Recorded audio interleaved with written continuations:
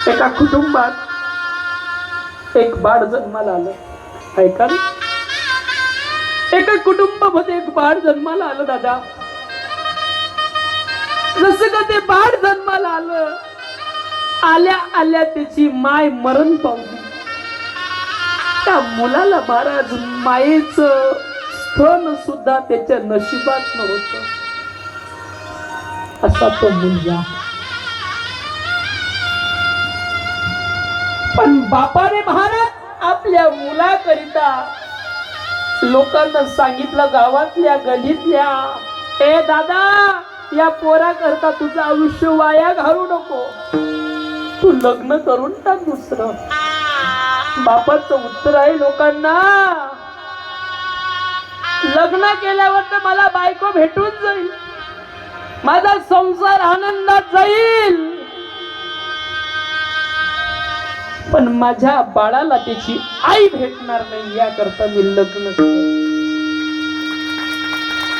अरे सावत्र ती सावत्रच असते,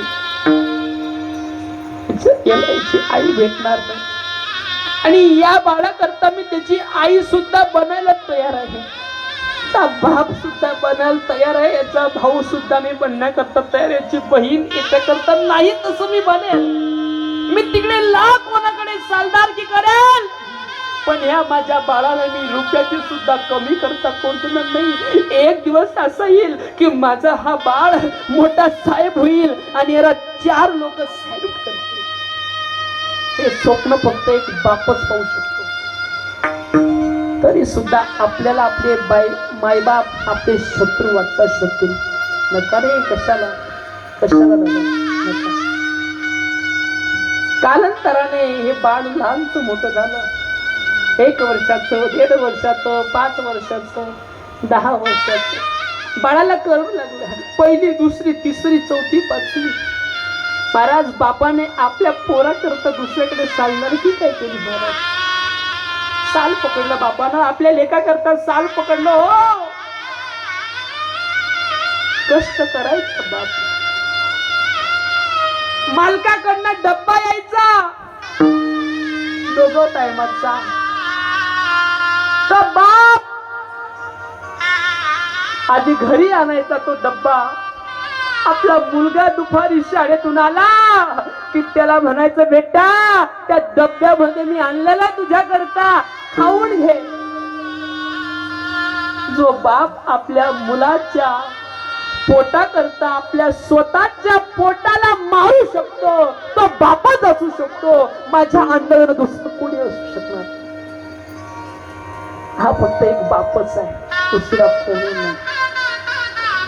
मला सांगा, कीर्तनात बसलेले माय बाप हो, आपल्या पायाला काटा जरी तुटला ना, काटा थोडी थोडी ठेच आली आपल्या पायाला, काटा तुटला थोडा तरी तुमच्या ना आमच्या तोंडात एक शब्द आहे, आई ग.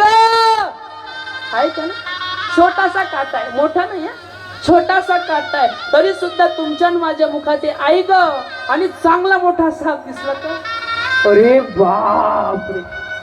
म्हणजे छोटासा क्षणार्धामध्ये आईची आठवण आहे, आणि मोठं संकट आलं म्हणजे बापाची आठवण यालाच म्हणतात.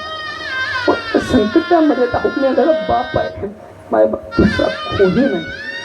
अशा बापानं आपल्या पोराला लहानचं मोठं केलं, त्याच्या भुके करता आपल्या पोटाच्या भुकेला मारलं. मुलगा 10वी 12वी पास झाला. पुढे महाराज त्यानं उच्च असं शिक्षण केलं, आणि एक दिवस मुलगा साहेब झाला. साहेब, मोठा साहेब झाला.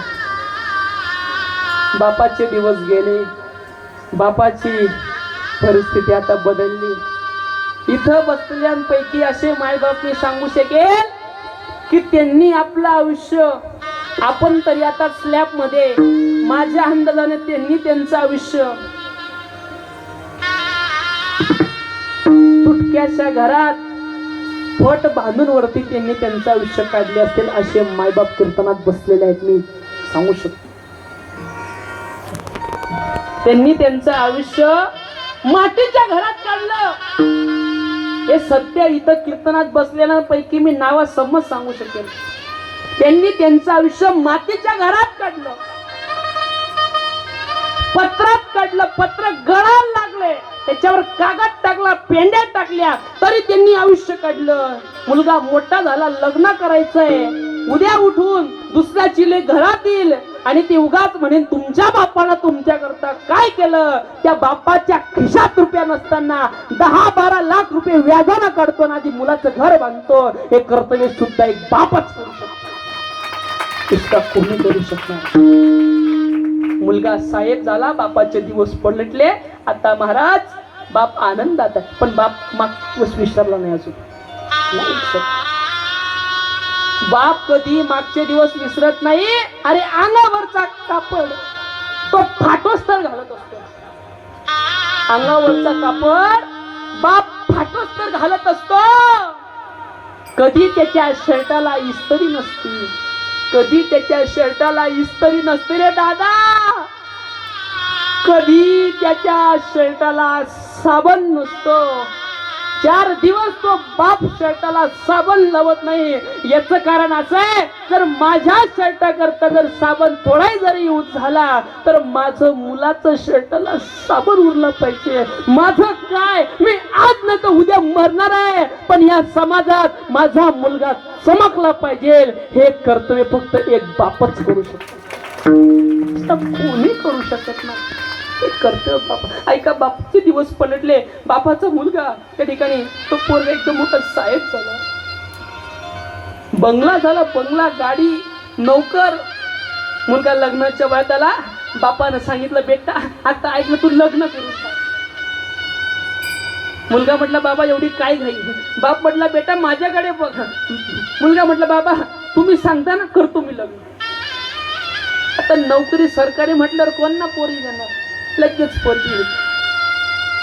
सोनबाई पण नवीन नवीन चांगली राहिली. नंतर तिनं तिचे गुण दावले घरात. हळूच नवऱ्याला सांगते, ऐकता का धनी, तुमचा बाप मला घरात चालत नाही, काढायला घराच्या बाहेर पटकन काढा. आमची लाडाची सुनबाई काय सांगू हिची नवलाई, नवऱ्याच्या कानात सांगे तुमचे माय बाप चालत नाही. नवऱ्याच्या कानात सांगते तुझा बाप मला चालणार नाही, पण मुलाच्या मुखातले शब्द आहे. मुलगा म्हणतोय तू 2 दिवसाची आलेली मला शिकवू नको, तू आता जरी परतली तुझ्या माहेरी तरी मला काही फिकर नाही, पण माझा बाप माझ्या जीवनात सगळ्यात श्रेष्ठ आहे. ज्यानं आपल्या माय बापाची नजरी बघितली ना दादा, तो कदाही आपल्या माय बापाला विसरू शकत नाही. तसं हे कुटुंब होतं, वाघ परिवार. मी काही जास्त वेळ थांबलो नाही, 5च मिनिटं ऐकलं महाराज बाबांची कीर्ती. बाबांचे मुलं, बाबांचे मुली, बाबांचे बाचे, बाबांची बहीण, हा परिवार. मी तर म्हणेल तेव्हा या परिवाराला आनंद दे, सुख दे. या परिवारामध्ये कुठल्याही प्रकारचं दुःख नको येऊ दे. हा परिवार आनंदीमय परिवार. अशा परिवाराचा आदर्श घेतला पाहिजे. सुनबाई महाराज हळूहळू नवऱ्याचे कान फुकू लागले, तुमचा बाप चालत नाही, तुमचा बाप चालत नाही. मुलगा ऐकत नाही, मी माझ्या बापाला विसरू शकणार नाही. सुनबाईनं युक्ती केली. काय युक्ती केली माहिती आहे का? सुनबाई म्हणते आया असायच्या बापाला हाकलत नाही ना, आपण काहीतरी वेगळा प्रयत्न करू. काय झालं, सकाळ सकाळची वेळ. बापानं आंघोळ केली, धोतर वगैरे घातलं, शर्ट घातलं आणि बाप म्हटला चला आता बसू ठेव. बाप बसला. बापानं आवाज दिला, सुनबाई सुनबाई नाश्ता झाला का ग पोरी? बेटा नाश्ता झाला ना? पोरगी म्हटली मामा नाश्ता झालाय, पण ऐका ना मामा, आज मी तुम्हाला तुमच्या रूम मध्ये नाश्ता देऊ शकत नाही. मामा तुम्ही एक काम करा ना, तुमच्या मुलाच्या रूम मध्ये या, तिथं नाश्ता घेऊन जा. तिथं तुमचा नाश्ता ठेवला, तिथं या नाश्ता करून जा. बाप साधा भोळा. बापानं महाराज आपल्या मुलाच्या रूम मध्ये जावं. आणि काय झालं तेवढ्यात मुलगा अंघोळीला गेला. लग्नात भेटलेली नवी नवी अंगठी 10 ग्रामची. सुनबाई हुशार होती. सुनबाईनं लगेच ती अंगठी गायब केली. म्हणजे उद्या उठून जर काही गडबड झाली, माझी अंगठी कुठे गेली तर मला बोलायला जागा होईल. तुमचा बाप तुमच्या रूम मध्ये आला होता आणि त्यानं तुमची अंगठी चोरली. चोरीच्या याच्यात बापाला फसवायचं आणि घराबाहेर काढायचं, हा प्लॅन तिनं रचला. बाप आला, त्यानं त्याची प्लेट उचलली, अंगठीला बघितलं सुद्धा नाही, तो निघून गेला. तेवढ्या सुनबाईने ती अंगठी गायब केली, गायब केली. बाप बाहेर निघून गेला फिरायला. का निघून गेला. मुलगा आला, महाराजचा मूड करून त्याची कपडे वर घालणे झाली, फ्रेश झाला, सगळे काही टेबलावर बघितलं तर अंगठी दिसत नाही डागराम. त्याने आवाज दिला, ए अगं इकडे. आली बायको. घरी काय झालं सांगा ना. ए माझी अंगठी दिसत नाही ग, लग्नात दिलेली मामांनी दिलेली दिसत नाही अंगठी.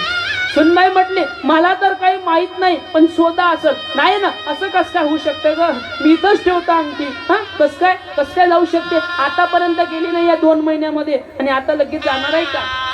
सुनबाई म्हणते, एक गोष्ट सांगू का, राग करून येणार ना. नाही नाही सांग ना, सांग कसला राग, तुझा कसला राग सांगू का. धनी सांगू, आज सांग. त्याची बायको त्याला म्हणते, धनी मी तर काही आले नाही तुमच्या रूम मध्ये, पण तुमचं म्हातार आलं होतं, नाश्ता करून गेलं. 100% ही चाल तुमच्या म्हाताऱ्याचीच असू शकते. मुलाने ऐकल्याबरोबर, दादा आई, मुलाच्या पायाची आग मस्तकापर्यंत गेली. तो म्हटला, माझ्या बाप्पाला तू चोर समजते. दशिका त्याला महाराज बाप्पा विषयी लागली, त्यानं डायरेक्ट एकंदर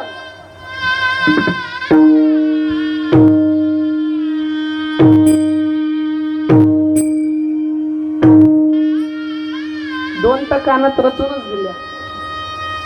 माझ्या बापाला चोर म्हणते तू, चोरटी अंगठी तूच चोरली आहे. माझ्या बापाला चोर म्हणते चोट्टी. ए चोट्टी, तुझ्या घरी काय होतं ग, काय होतं तुझ्या घरी. तुझ्या घरी खायला नाही होतं. माझा बाप आला, त्यानं बघितलं गर्वाची पोरगी बाडू करून घे. सुट्टी तुटली, गर्वाची पोरगी म्हणून तुला केली.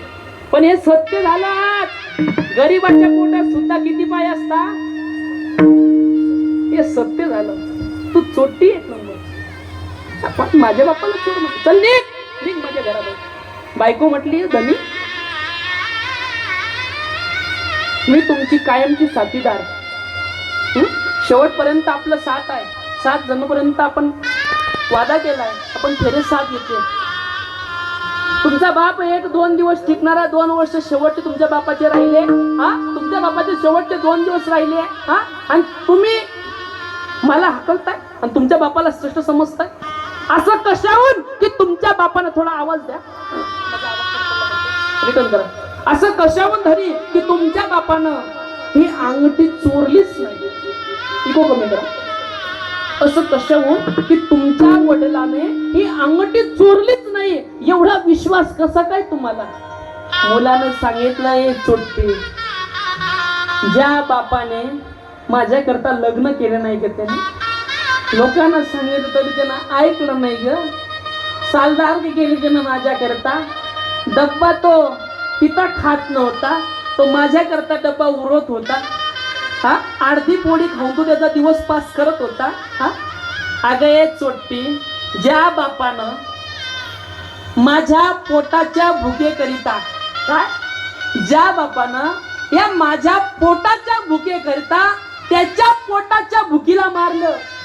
काय मत बोलतं, माझ्या पोटाच्या भुकेकरिता त्यानं त्याच्या पोटाला मारलं. अर्धी चक्कर खाऊन त्यानं दिवस पास केला.